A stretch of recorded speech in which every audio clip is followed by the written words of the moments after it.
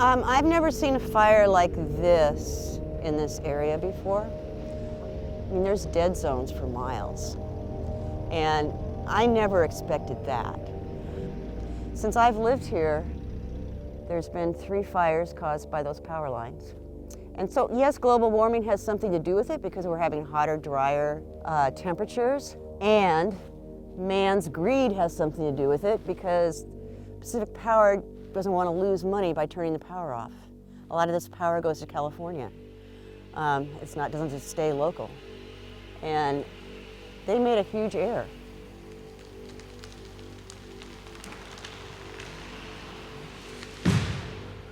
Since the fire, I guess the Pacific Power is concerned that trees will fall on the transmission line as they're dying.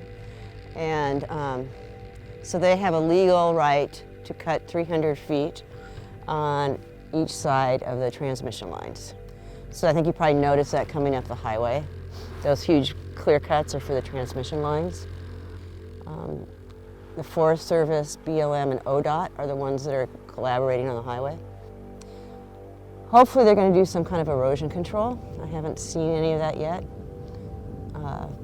particularly on the riverside, because all that sediment that you see on the side will be washing down the hill into the river. And the fish that are already having problems will have more.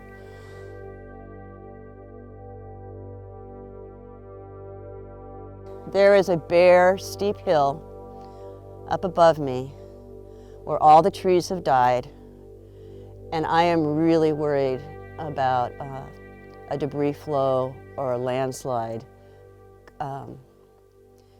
coming on top of my house, in which case I don't get insurance because there's no insurance against landslides.